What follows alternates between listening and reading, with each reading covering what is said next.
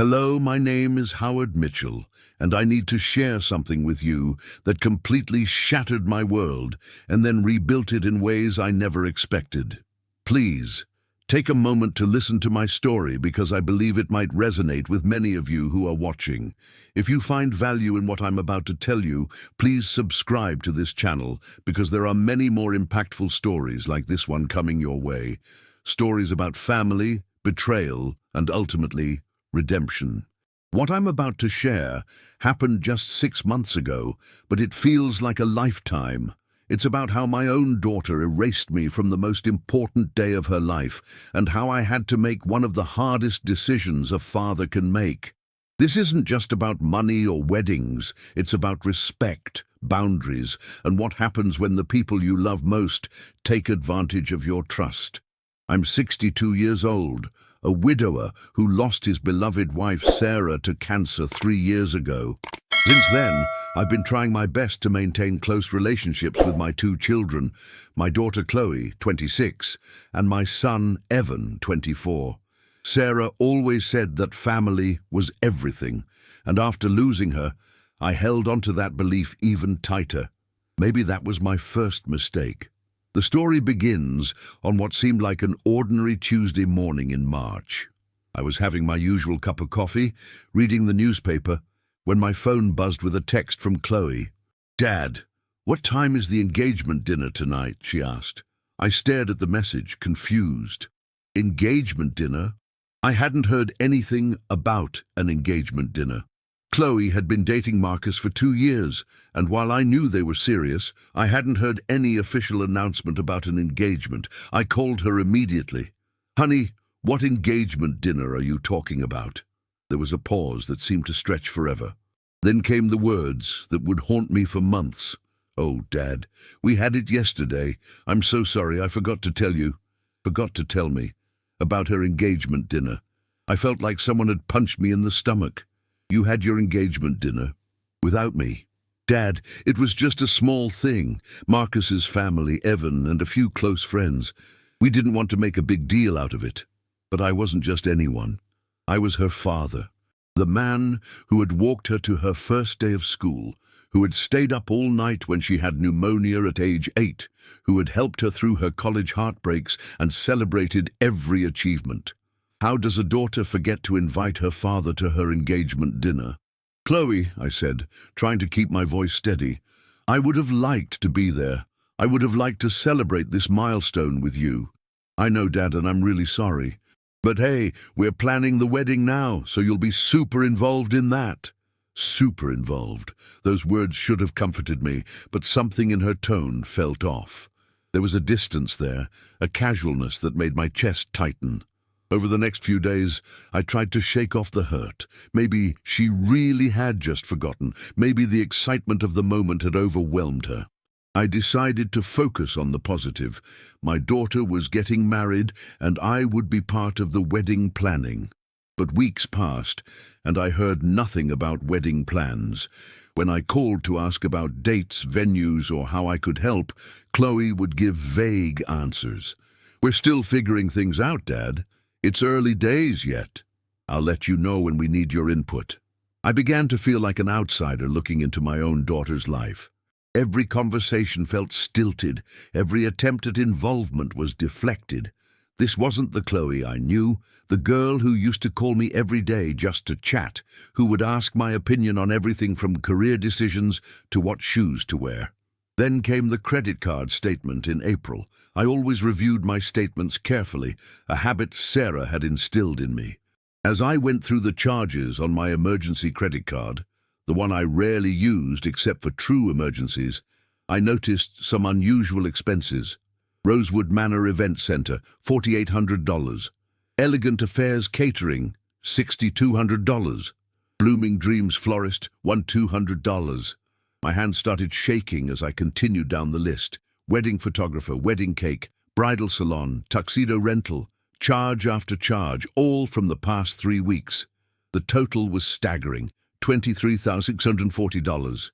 $23,640 on my emergency credit card for wedding expenses I knew nothing about. I sat in my kitchen, staring at the statement, trying to process what I was seeing. There could be some mistake, surely.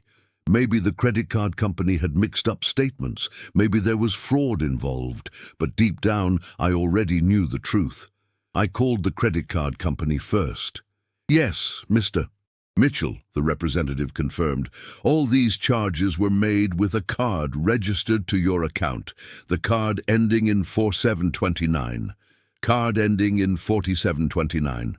I went to my wallet and pulled out my emergency card.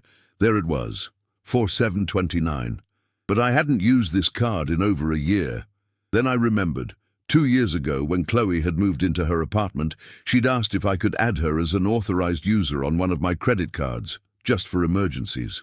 She'd been starting her new job, money was tight, and she wanted the security of knowing she had a backup if something went wrong. Just for real emergencies, Dad, she had promised. I would never abuse it. I had trusted her completely. Why wouldn't I? She was my daughter. I called Chloe immediately. My hands were actually trembling as I dialed her number. "Hi, Dad, how are you?" "Chloe, we need to talk. I just got my credit card statement." Silence. "Dad, I can explain. $23,000, Chloe. $23,000 in wedding expenses on my emergency credit card, without asking me, without even telling me. Dad, please, just let me explain. We were going to pay you back. Marcus got a new job, and we have a plan to—" "A plan?" I interrupted. "You had a plan that involved stealing from me. It's not stealing. You're my father. I knew you'd want to contribute to my wedding. But you didn't ask me, Chloe. You didn't even invite me to your engagement dinner. You've been planning an entire wedding behind my back, using my money, without my knowledge or consent. How is that not stealing?" "Because—" her voice cracked. "Because I knew you'd try to take over. You'd have opinions about everything. You'd want to make it about what you wanted, not what Marcus and I wanted." Those words hit me like a physical blow. "Is that really what you think of me, that I would hijack your wedding?" "Dad, you have to admit, you can be a little controlling sometimes." Controlling. My own daughter thought I was controlling. I thought back over our relationship, trying to understand where this was coming from. Yes, I had opinions. Yes, I cared deeply about my children's choices. But controlling. "Chloe," I said quietly, "even if you felt that way, that didn't give you the right to use my credit card without permission. That didn't give you the right to exclude me from your engagement and then plan an entire wedding with my money while keeping me in the dark. We were going to tell you. We just wanted to get everything set up first and then surprise you with how beautiful it was all going to be." "Surprise me? With my own money?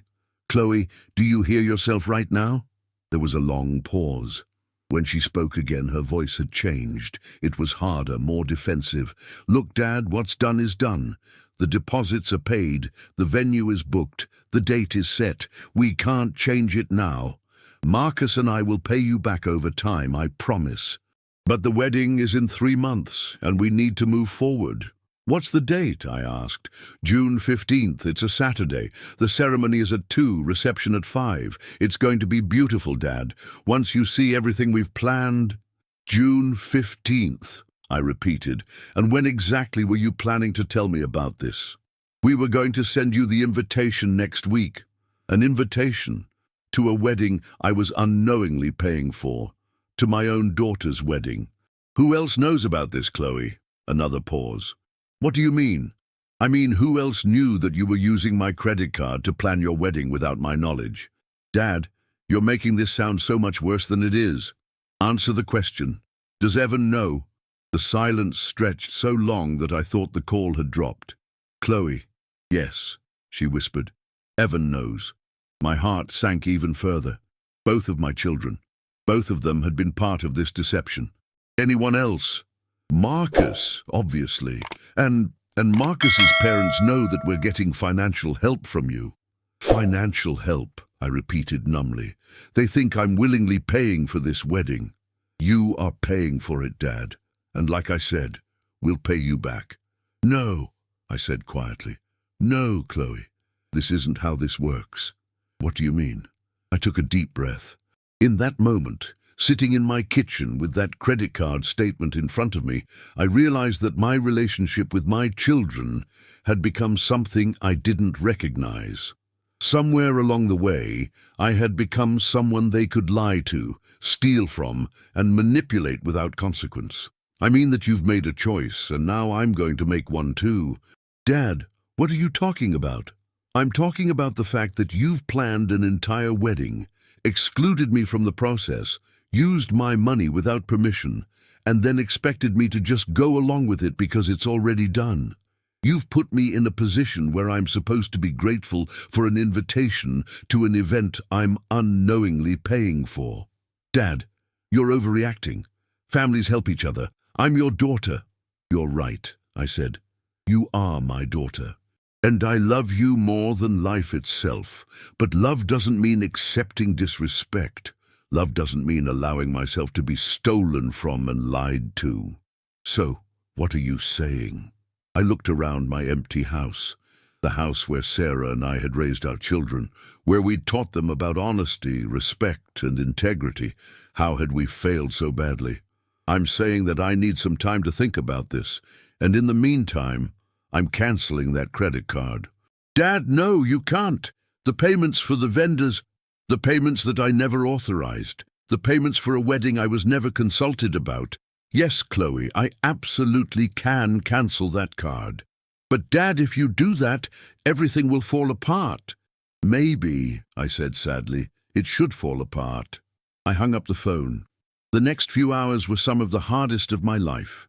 I sat in Sarah's chair, the one I'd kept exactly as she'd left it, and tried to process what had happened. My daughter, the little girl I'd taught to ride a bike, to drive a car, to stand up for herself, had become someone who could steal from me without a second thought. But more than the money, it was the exclusion that hurt. The systematic way I'd been erased from one of the most important events in her life. The engagement dinner I wasn't invited to, the wedding planning I wasn't included in, the financial decisions made with my money without my input. I called the credit card company and requested that the card ending in 4729 be immediately cancelled and a new one issued.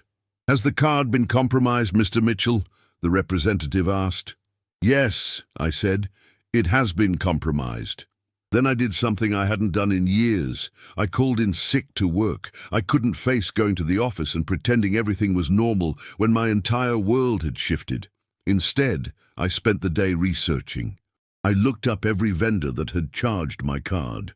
I read reviews, checked websites, and began to understand the scope of what Chloe and Marcus had planned. It was elaborate, expensive, and completely financed by money they'd stolen from me. The Rosewood Manor was a high-end venue that typically hosted weddings for Hollywood executives and tech entrepreneurs. The catering company specialized in 7-course gourmet meals. The florist was known for elaborate arrangements that cost more than most people's cars. This wasn't a simple wedding. This was a luxury event that they never could have afforded on their own incomes. My phone rang constantly throughout the day. Chloe, Evan, even Marcus called. I let them all go to voicemail. I wasn't ready to talk. I needed to think. That evening, I finally listened to the messages. Chloe crying, "Dad, please call me back. I'm sorry. I know I should have asked, but I just wanted everything to be perfect. Please don't ruin my wedding." Evan angry, "Dad, what the hell is wrong with you? It's Chloe's wedding. So what if she used your card? You're her father. You're supposed to support her." Marcus pleading, "Mr. Mitchell, please. I know this looks bad, but we never meant any harm. Chloe loves you so much, and she just wanted to make sure everything was beautiful. Can we please talk about this like adults?" Like adults. That was rich, coming from someone who had participated in stealing from me. But it was the last message that broke my heart completely. Chloe again, but this time her voice was different, cold.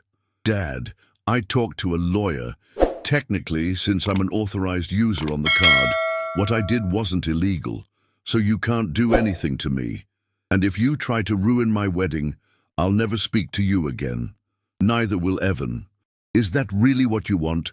To lose both your children over money? I played that message 3 times, trying to recognize the voice as belonging to my daughter, the little girl who used to climb into my lap when she had nightmares, the teenager who'd cried on my shoulder when her first boyfriend broke her heart, the young woman who'd called me her hero when I'd helped her through college, this cold, calculating person threatening me. This wasn't my Chloe. Or maybe it was, and I'd just been too blind to see it. I called my lawyer, Jim Patterson, first thing the next morning. Jim had been Sarah's and my attorney for 20 years. He'd handled our wills, our house purchase, and various other legal matters. "Howard," he said when I explained the situation, "I'm so sorry. This must be incredibly painful. Can they really do this, Jim? Can she really just use my card without telling me because she's an authorized user?" "Technically, yes. When you added her as an authorized user, you gave her legal permission to use the card. The credit card company isn't going to see this as fraud because she had authorization." My heart sank. "So there's nothing I can do?" "I didn't say that. There are several options. First, you can dispute the charges with the credit card company, claiming they were unauthorized. It's a gray area since she was technically authorized. But you could argue that the authorization was for emergencies only, and this clearly wasn't an emergency. What else? You could potentially take civil action against her for breach of trust or conversion. But Howard, I have to ask, is that really the route you want to go, suing your own daughter? I thought about it. Did I want to take Chloe to court? Did I want to make this a legal battle? What would you do, Jim, if this was your daughter? There was a long pause. Honestly, I think I'd be looking for a way to teach her a lesson without destroying the relationship permanently. But Howard, you know your children better than I do. You know what kind of people they are at their core. Did I, though? I'd thought I did, but this whole situation had shown me how wrong I could be. "Let me ask you this," Jim continued. "What's your goal here? Is it to get your money back? Is it to punish them? Or is it something else?" I thought about that question for the rest of the day. What was my goal? The money was significant. $23,640 was more than many people made in 6 months. But I wasn't destitute. I could absorb the loss, although it would certainly impact my retirement plans. The real issue wasn't the money. It was the disrespect, the lies, the way I'd been systematically excluded from my daughter's life while simultaneously being used as a bank account. By evening, I knew what I wanted to do. It wasn't about revenge. It wasn't about punishment. It was about consequences and boundaries. If Chloe wanted to act like an adult, making adult decisions with other people's money, then she needed to face adult consequences. I started with the credit card company. I called and disputed every single wedding-related charge, providing detailed explanations of how each expense had been incurred without my knowledge or consent. "Mr. Mitchell," the representative said, "these charges were made by an authorized user on your account." "Yes, but the authorization was specifically for emergencies. Planning a luxury wedding is not an emergency. These charges exceed the scope of the authorization I provided." "I see. We'll need to investigate each charge individually. In the meantime, we're placing a hold on these transactions." It was a start. Next, I began calling the vendors directly. The conversation with Rosewood Manor was particularly enlightening. "Mr. Mitchell, how wonderful to hear from the father of the bride. Chloe has told us so much about you. We're so excited for the June 15th wedding. Actually, I'm calling because there's been a misunderstanding. I need to cancel the venue booking." "Oh, cancel? But sir, the deposit was paid weeks ago, and the event is only 2 months away." "The deposit was paid without my authorization. I'm disputing the charge with my credit card company." There was a confused pause. "I'm sorry, sir, but I don't understand. Chloe explained that you were covering the venue costs. She even mentioned how proud you were of the event she'd planned." Proud? Chloe had told them I was proud of an event I knew nothing about. "I'm afraid there's been a significant miscommunication," I said carefully. I was not consulted about this booking. I did not approve this expense, and I will not be responsible for payment. But, sir, we have a contract. A contract signed by someone who does not have the authority to enter into financial agreements on my behalf. I'd suggest you contact Chloe directly to resolve this matter. I had similar conversations with the caterer, the florist, the photographer, and every other vendor. Each conversation revealed more about how Chloe had presented the situation, always mentioning how supportive I was, how excited I was about the wedding, how proud I was of her choices. She'd created an entire fiction where I was an enthusiastic participant in her wedding planning. The truth was so far from that fiction that it felt like I was talking about a different person entirely. Within 24 hours, my phone started ringing. First, it was Chloe, hysterical. "Dad, what have you done? The venue called me. The caterer called me. They're saying you want to cancel everything." "I'm not cancelling anything, Chloe. I'm simply clarifying that I never agreed to pay for any of these services." "But you have to pay for them. I signed contracts." "You signed contracts for services you couldn't afford, using money you didn't have, without the permission of the person you expected to pay. That's not my problem, sweetheart. That's yours." "Dad, please. The wedding is in 2 months. Marcus's family has already made plans. People have bought plane tickets." "Then you and Marcus better figure out how you're going to pay for the wedding you planned." "We can't afford this. You know we can't afford this. That's why you should have planned a wedding you could afford, or asked me properly if I would help." "And I'm asking now. Dad, please, I'm begging you." Hearing my daughter beg broke my heart, but I couldn't let that sway me. This wasn't about the money anymore. This was about teaching her that actions have consequences. "Chloe, if you had come to me 6 months ago and said, 'Dad, Marcus and I are engaged and we'd love your help planning our wedding,' what do you think I would have said?" She was quiet for a moment. "You would have said yes." "Of course I would have said yes. I would have been honored to help plan your wedding. We could have worked together to create something beautiful within a reasonable budget. I could have been involved, could have contributed ideas, could have felt like I was part of one of the most important days of your life. But instead," I continued, "you chose to exclude me completely and then steal from me. You turned me into nothing more than a credit card number. You took away my choice, my agency, my right to be consulted about my own money and my own daughter's wedding. Dad, I'm sorry. I'm so sorry. I never meant what you meant doesn't matter, Chloe. What matters is what you did, and what you did was unforgivable.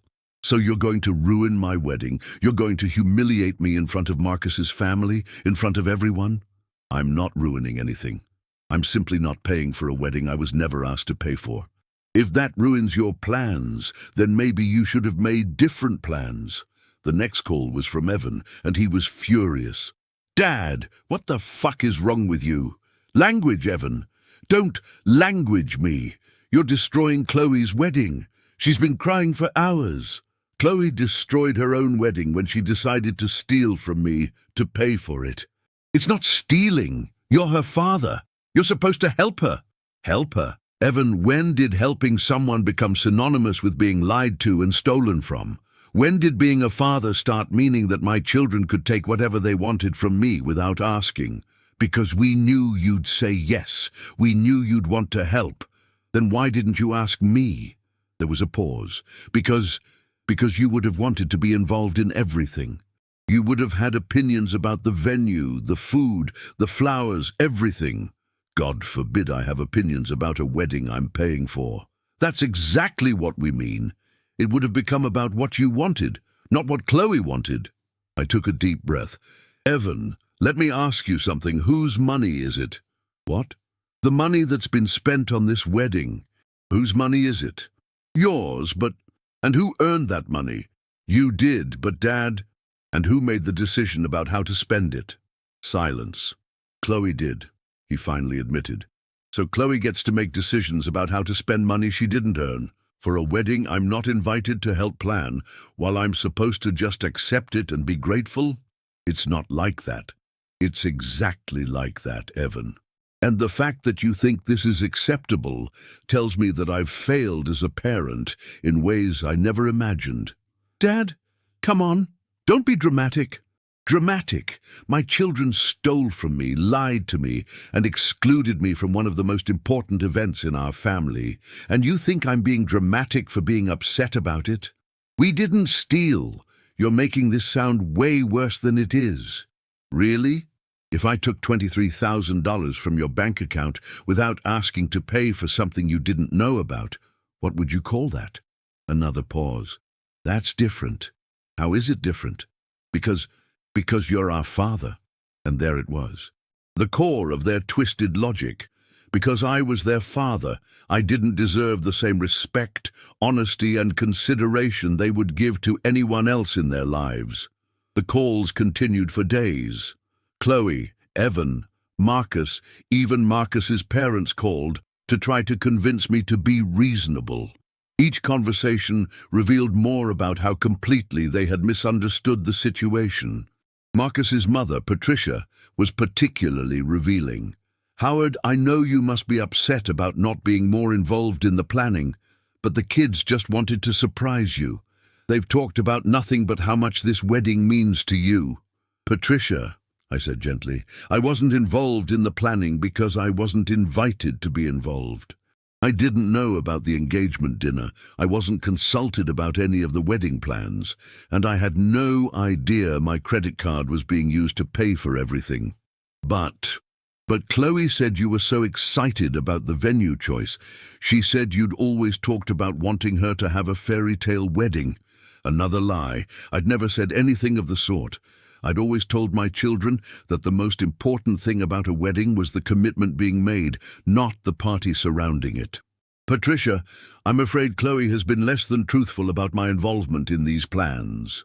The vendors were more cooperative than I'd expected. Most of them were small business owners who understood the situation once I explained it clearly. The venue was willing to refund 75% of the deposit since the cancellation was more than 60 days out. The caterer kept a smaller percentage. The florist, surprisingly, refunded the entire amount after I explained that the order had been placed without my knowledge. We've been in business for 30 years, the florist said, and we've seen family drama before. We don't want to be part of making a bad situation worse. Within a week, I'd recovered about $18,000 of the $23,640. The remaining $5,740 was lost to non-refundable deposits and cancellation fees, but it was better than I'd expected. But the money was secondary to what I really wanted to accomplish. I wanted my children to understand that actions have consequences. I wanted them to realize that relationships are built on mutual respect, not entitlement. Most importantly, I wanted them to understand that being family doesn't give you the right to lie, steal, and manipulate. The cancellations had immediate effects. Chloe called me, sobbing, to tell me that Marcus's family was questioning whether they could afford to move forward with the wedding. His parents are saying that if we can't manage our finances responsibly now, how are we going to handle being married? They're talking about postponing everything until we can save up the money ourselves. That sounds like a reasonable response, I said. Reasonable? Dad, you're ruining my life. I'm not ruining anything, Chloe. I'm simply not fixing the mess you created. But what am I supposed to do now? It was the first time in this entire ordeal that she'd asked for my opinion rather than just demanding that I solve her problems. What do you think you should do? I don't know.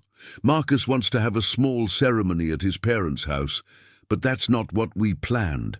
That's not the wedding I dreamed of. Dreams are wonderful, sweetheart, but they have to be grounded in reality. You can't have a $25,000 wedding on a $25,000 salary. But other parents help their children with weddings. Sarah's dad paid for her entire wedding. And if you had asked me to help with your wedding, I probably would have said yes. But you didn't ask. You stole. I didn't steal. What do you call taking someone's money without their permission? She was quiet for a long time. Finally, she whispered, I call it making a mistake. A mistake is forgetting to call me about the engagement dinner, Chloe. A mistake is ordering the wrong color flowers. Spending over $23,000 of someone else's money without their knowledge isn't a mistake. It's a choice. A series of choices, actually, each one worse than the last. So what happens now? Do I just not get married? You get married in a way you can afford. You and Marcus figure out what you can actually pay for, and you have that wedding. And maybe, if you're very lucky, the people who love you will be there to celebrate with you. Will you be there? The question hung in the air between us. Would I be there? A month earlier, I would have answered without hesitation. Of course I'd be there. I'd walk her down the aisle, give a toast, dance with her to butterfly kisses, just like we'd planned since she was little. But now I wasn't sure she wanted me there as a father. It seemed like she wanted me there as a wallet. I don't know, Chloe. I honestly don't know. 2 weeks later, Evan came to see me. He showed up at my house on a Saturday morning, looking tired and older than his 24 years. Can I come in, Dad? I made coffee, and we sat in the kitchen. It was the first time in months that one of my children had visited without wanting something from me. Chloe's a mess, he said finally. I imagine she is. Marcus's parents are insisting they postpone the wedding until they can save up enough money to pay for it themselves. They're talking about maybe having a small ceremony next year. I nodded but didn't say anything. She blames you for everything. I'm sure she does. But Evan hesitated, staring into his coffee cup. I've been thinking about what you said, about the money and the asking and all of it. And I think maybe we fucked up. It was the first time either of my children had acknowledged that they might have been wrong. Tell me what you think you fucked up, Evan. He looked up at me, and for a moment I saw the little boy who used to come to me when he was in trouble, before he'd learned to hide his mistakes. We treated you like you weren't a person with feelings, like you were just this resource we could use whenever we needed something. I waited. The engagement dinner thing. Dad, that wasn't an accident. Chloe didn't forget to invite you. My chest tightened. What do you mean? She was worried you'd be weird about Marcus. She thought you might say something embarrassing or ask too many questions about their finances or their plans. So she decided not to invite me at all. She thought it would be easier, less complicated. Easier, less complicated. My own daughter thought my presence at her engagement dinner would be a complication. And the wedding planning? Evan shifted uncomfortably. Marcus's mom is kind of intense about planning and decorating and all that stuff, and Chloe got caught up in it. Patricia would suggest these expensive vendors and elaborate ideas, and Chloe didn't want to look poor in comparison. So she used my money to impress Marcus's mother. Kind of, yeah. And once they started, it snowballed. The venue was expensive, so they needed expensive catering to match. The catering was fancy, so they needed fancy flowers. Everything kept getting more and more elaborate. But at no point did anyone think to include me in these decisions. Chloe was going to tell you, but then the bills got so high that she was scared. She kept thinking she'd find a way to pay for it herself before you found out. Evan, be honest with me. Did you think this was wrong? He was quiet for a long time. Yes, he finally said. I thought it was wrong. But Chloe was so excited, and she kept saying you'd be happy to pay for it once you saw how beautiful everything was. She convinced herself that you'd be grateful she'd taken care of everything without bothering you. Did it occur to either of you that I might want to be bothered, that I might want to be part of planning my daughter's wedding? No, he admitted. It didn't. We kind of thought of you as, I don't know how to say this without it sounding terrible. Just say it, Evan. We thought of you as someone who existed to solve our problems and pay our bills, not as someone who might have his own feelings about things. There it was. The truth I'd been trying not to face. To my children, I wasn't a person. I was a function. How did that happen? I asked quietly. How did I become just a checkbook to you? Evan looked miserable. I don't know. Maybe because after Mom died, you tried so hard to take care of us. to make sure we didn't want for anything. You never said no to anything we asked for. You never made us figure things out on our own. He was right. After Sarah died, I'd thrown myself into taking care of Chloe and Evan. I'd wanted to shield them from any additional pain, to make sure they felt secure and loved despite losing their mother. But somewhere along the way, taking care of them had turned into enabling them. Love had become indulgence. Support had become doormat behavior. Evan, can I ask you something? And I want you to be completely honest. Okay. Do you respect me? The question seemed to surprise him. Of course I respect you, Dad. Really? Because people don't steal from people they respect. They don't lie to people they respect. They don't exclude people they respect from important family events. Evan stared at his coffee for a long time. When he finally looked up, his eyes were watery. No, he said quietly. I don't think we do respect you. Not really, and I don't think I realized that until right now. Why not? Because, he struggled with the words, because you never demanded it. You never set boundaries. You never said no. You just gave us whatever we wanted and never asked for anything back. I asked for honesty, but you never enforced it. When we lied to you about little things, you just let it slide. When we took advantage of your generosity, you didn't call us on it. So we learned that we could get away with bigger and bigger things. It was a painful truth, but it was the truth. I had been so afraid of losing my children after losing Sarah that I'd let them walk all over me. I'd confused love with permissiveness, support with enabling. What do you think I should do now? I asked. I think, Evan paused, choosing his words carefully. I think you should stick to your guns. I think Chloe needs to learn that actions have consequences. And I think I need to learn that too. What do you mean? I mean, I was part of this. I knew what she was doing and I didn't stop her. I didn't warn you. I chose her side over doing the right thing. I reached across the table and put my hand on his. Evan, you're not responsible for your sister's choices. But I'm responsible for mine, and I chose to enable her instead of being honest with you. We sat in silence for a while, drinking our coffee and processing the weight of the conversation. Dad, Evan said eventually, what would it take for you to forgive us? I don't know, I answered honestly. Trust, once broken, isn't easy to rebuild. It's not just about saying sorry, it's about proving over time that you've learned from this, and that it won't happen again. What if Chloe paid you back? All of it. It's not about the money, Evan. It never was about the money. Then what is it about? It's about respect. It's about honesty. It's about being treated like a human being instead of an ATM. It's about being included in important family decisions instead of being excluded and then blamed when things fall apart. Evan nodded slowly. I think I understand. Do you? Yeah. You want to know that we see you as a person with feelings and opinions and the right to make decisions about your own life, not just as someone who exists to solve our problems. That's exactly right. And you want to know that if we make mistakes, we'll own up to them instead of expecting you to fix everything. Yes. And you want us to ask before we take, instead of taking and then asking for forgiveness. Yes. Evan was quiet for a moment. Dad, I think Chloe is going to have to hit rock bottom before she understands any of this.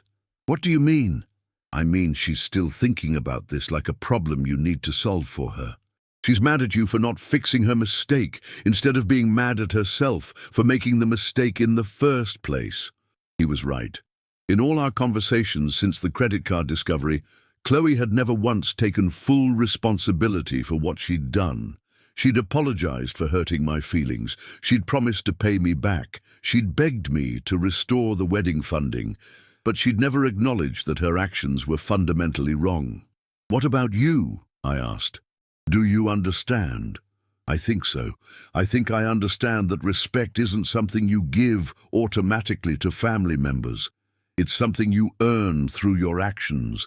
And I think I understand that love doesn't mean never having to face consequences for your behavior. I felt a glimmer of hope for the first time in weeks. Maybe Evan was growing up. Maybe this crisis would ultimately strengthen our relationship instead of destroying it. "There's something else," Evan said. "Something I think you should know." "What?" "Marcus is having second thoughts about the marriage." My heart sank, despite everything, because of this situation. Partly, but also because of how Chloe has handled it. He's seeing a side of her that he's never seen before, and it's scaring him. "What do you mean?" "I mean the lying, the manipulation, the way she's tried to make everyone else responsible for her choices. The way she's painted you as the villain, instead of taking responsibility for what she did." I felt a complex mix of emotions. On one hand, I didn't want my daughter's relationship to fall apart. On the other hand, if Marcus was seeing these character traits now, before the marriage, maybe that was for the best. How is she handling that? Not well.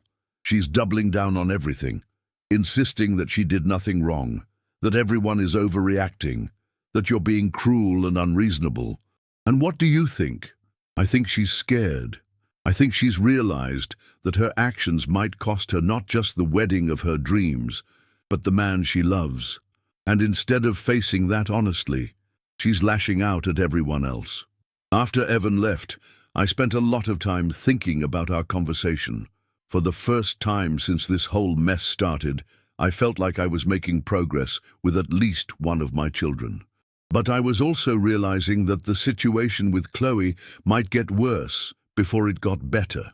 Sure enough, 2 days later, she showed up at my house unannounced.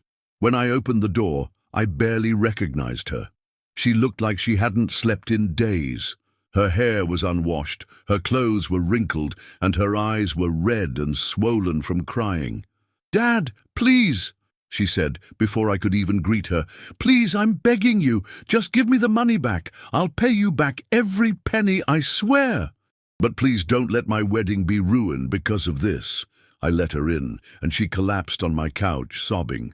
"Chloe, we've been through this. It's not about the money."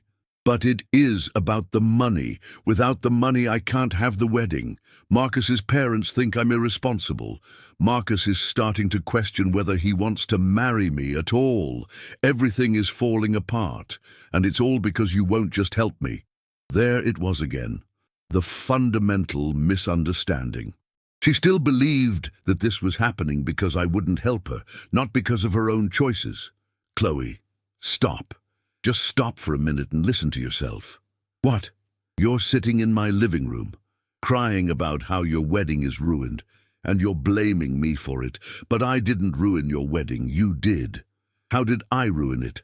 By planning a beautiful celebration, by wanting everything to be perfect, by stealing from me to pay for it, by lying to me about it, by excluding me from the planning and then expecting me to be grateful for the privilege of paying for it. I didn't steal. You're my father. The money would have gone to me eventually anyway." That statement was so breathtakingly entitled that I actually laughed, which made her cry harder. "Chloe, do you hear yourself right now? You're justifying stealing from me by saying you'll inherit my money when I die? That's not what I meant. That's exactly what you meant. You think that because you're my daughter, you have a right to my money whenever you want it, however you want it, without asking." She wiped her eyes and looked at me with something that looked like hatred. "You know what? You're right. I do think that. I think that parents are supposed to help their children. I think that family is supposed to support each other. I think that love means sacrifice." "You're absolutely right," I said calmly. "Parents should help their children. Family should support each other. Love does mean sacrifice." She looked confused by my agreement. But help doesn't mean enabling bad behavior. Support doesn't mean accepting disrespect. And sacrifice doesn't mean allowing yourself to be used and abused. I never abused you. Really? What do you call lying to me for months? What do you call stealing thousands of dollars from me? What do you call excluding me from your engagement and then blaming me when I don't enthusiastically support a wedding I knew nothing about? I call it making mistakes. And what do you think should happen when someone makes mistakes, Chloe? They should be forgiven. By whom? by their family, by people who love them. And what about consequences? What about taking responsibility? What about making amends? I said I'd pay you back. When? She was quiet. When would you pay me back, Chloe? You and Marcus together make about $50,000 a year. After taxes, rent, car payments, student loans, and basic living expenses, how much do you have left over each month? We could work something out. Let's do the math. $23,000. If you could manage to pay me back $200 a month, which would be a significant sacrifice on your budget, it would take you almost 10 years to pay me back. 10 years. Other people take longer to pay back student loans. Student loans are for education. This was for a party. It wasn't just a party. It was my wedding. A wedding that cost more than some people's cars. A wedding that you planned without any consideration for what you could actually afford. She stared at me, and I could see the wheels turning in her head. For a moment I thought maybe she was finally getting it, but then her expression hardened. "Fine," she said, standing up. "You want me to grovel. You want me to beg. I'm sorry, okay? I'm sorry I used your credit card. I'm sorry I didn't ask. I'm sorry I didn't invite you to the engagement dinner. I'm sorry for everything. There. Are you happy now? Do you mean it?" "What? Are you actually sorry, or are you just saying what you think I want to hear so I'll give you the money?" The question hung in the air between us. I could see her struggling with it, trying to figure out what answer would get her what she wanted. She started, then stopped. "I'm sorry you're hurt. That's not the same thing as being sorry for your actions." "What do you want me to say, Dad?" "I want you to tell me the truth. Are you sorry for what you did, or are you just sorry you got caught?" She stared at me for a long time. When she finally spoke, her voice was small and defeated. "I'm sorry I got caught." It was the first completely honest thing she'd said to me in months, and it broke my heart. "At least that's the truth," I said softly. "So what happens now?" she asked. "Now you figure out how to have a wedding you can afford. You and Marcus sit down, look at your actual budget, and plan something within your means. But that's not the wedding I want. Then you save up until you can afford the wedding you want. Or you adjust your wants to match your reality.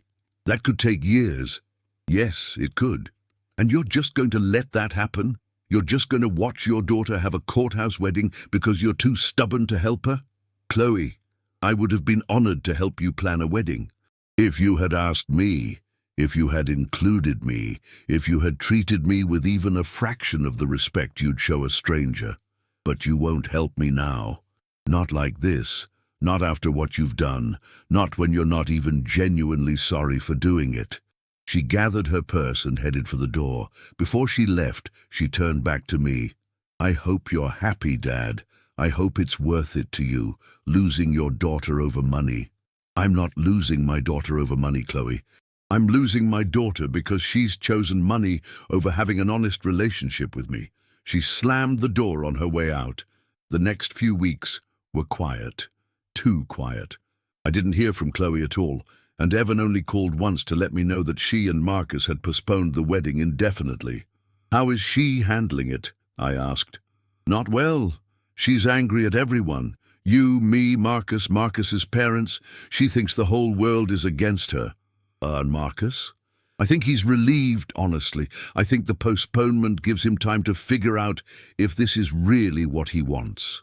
"Do you think he'll go through with it eventually?" "I don't know, Dad. I really don't know.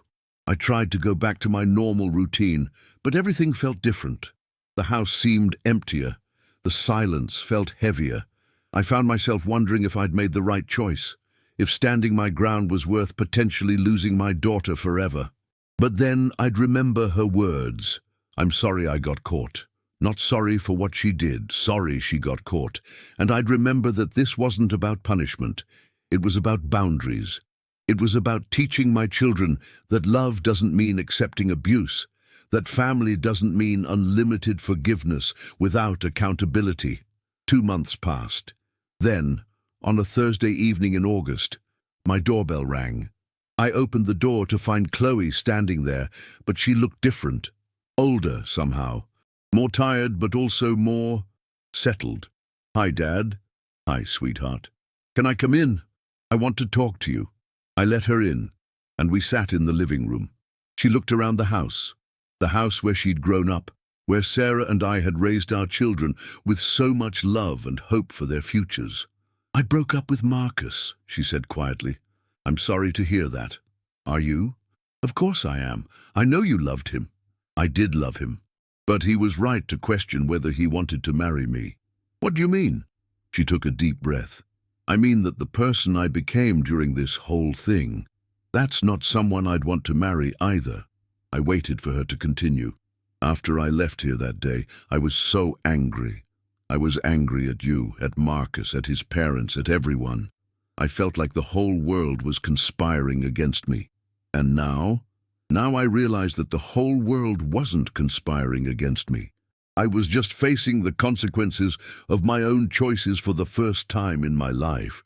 She paused, gathering her thoughts. Dad, do you remember when I was 16 and I got caught cheating on a test? I nodded.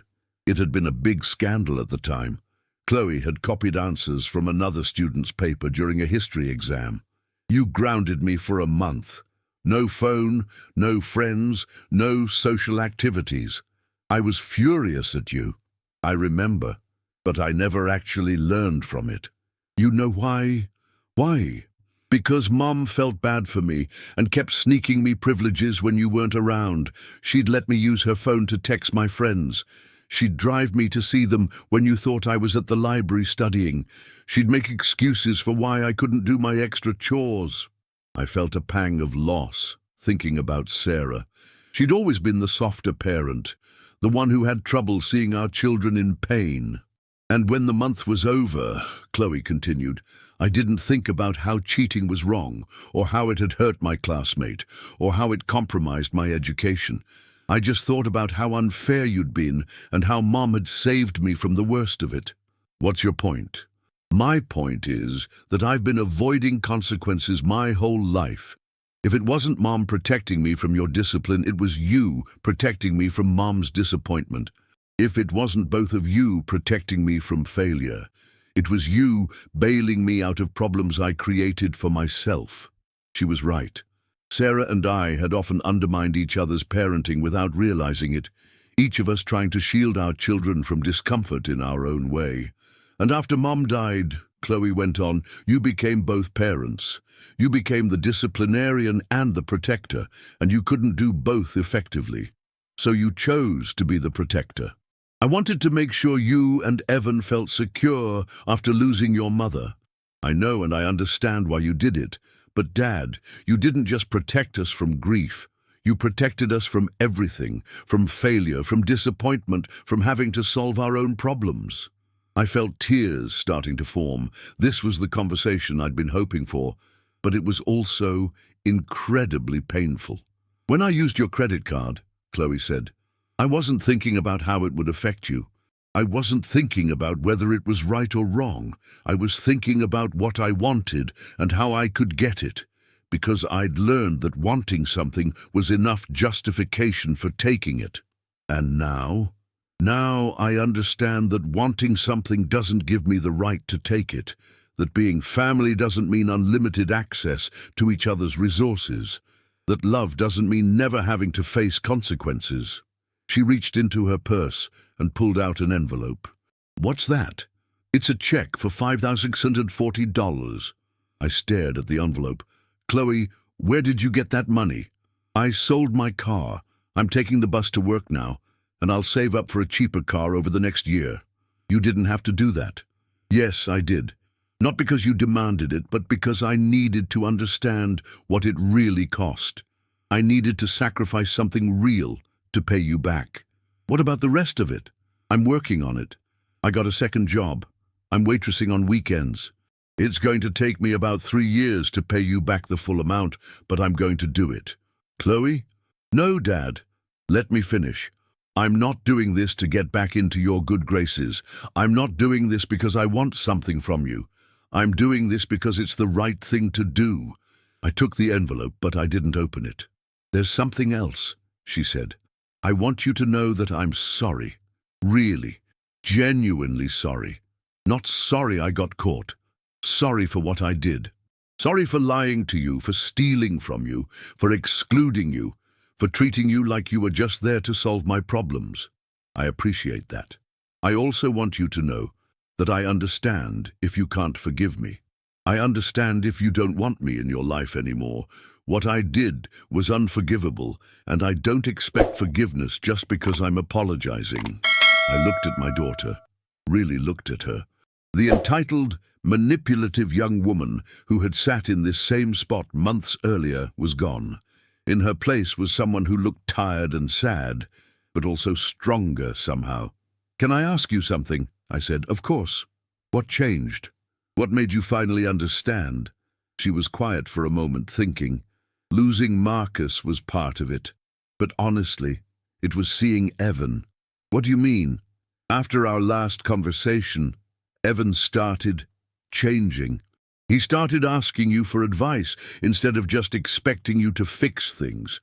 He started calling you regularly, not because he needed something, but just to talk. He started treating you like a person instead of a parent-shaped ATM.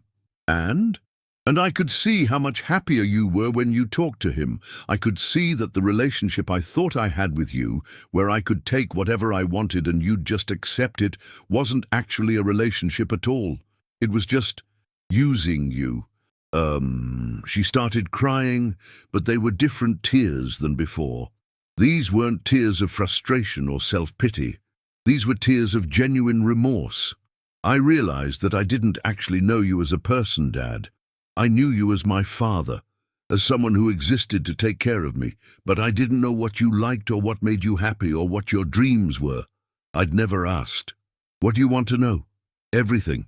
But can I start by asking if you'll consider giving me a chance to have a real relationship with you?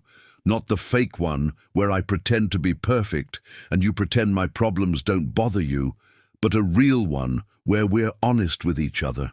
I looked at this young woman who was my daughter but who felt like a stranger in so many ways. Could I trust her again?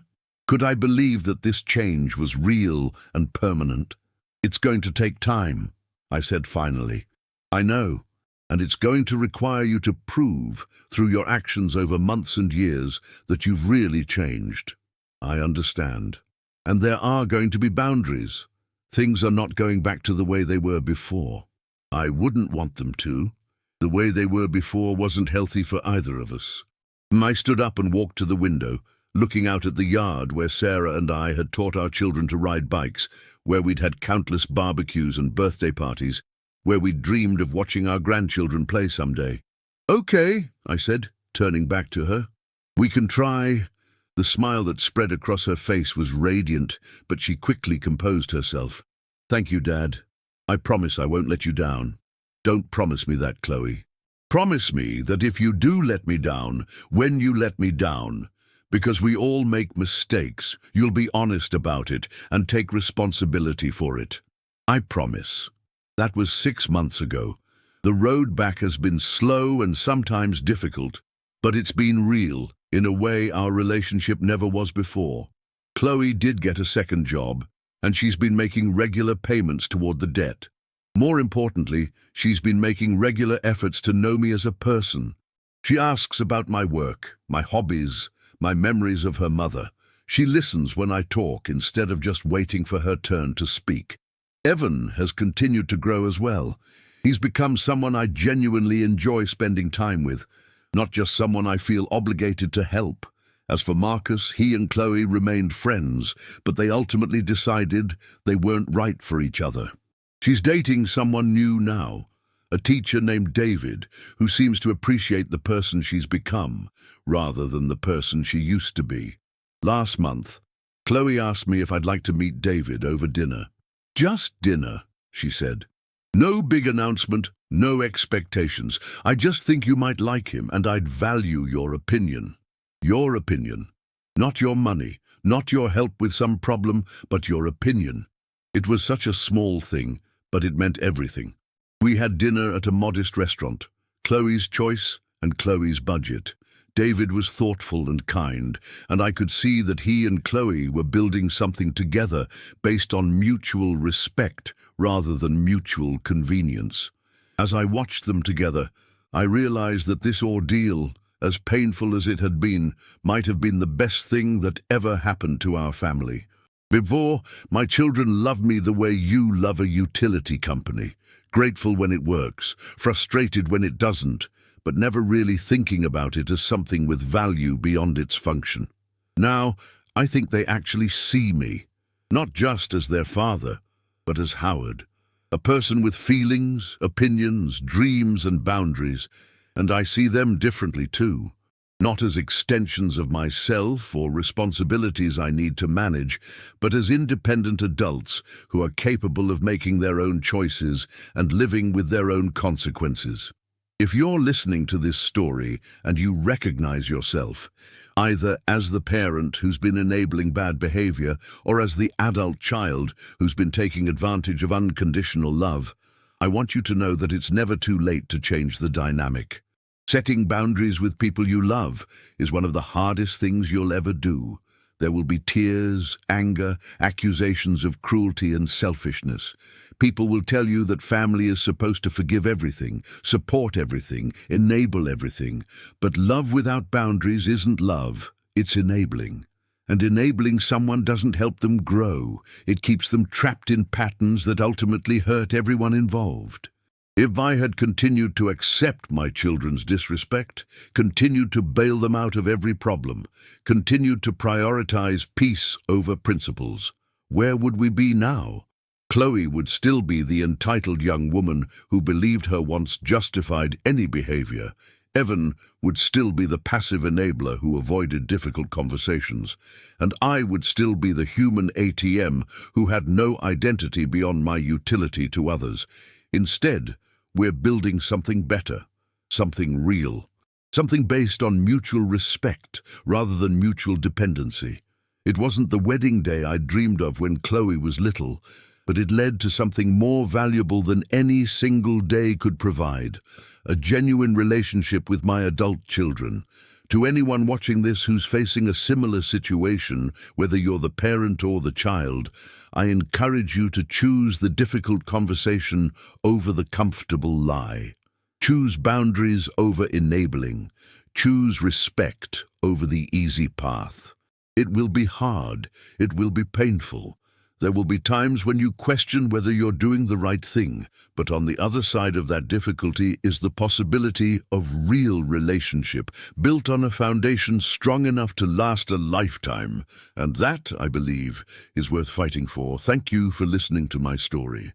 If you found it helpful or meaningful, please subscribe to this channel for more stories about family, forgiveness, and the courage to do what's right even when it's hard. And remember, sometimes the greatest act of love is refusing to enable the behavior that's keeping someone you care about from becoming their best self. Until next time, I'm Howard Mitchell, reminding you that boundaries aren't walls. They're bridges to healthier relationships.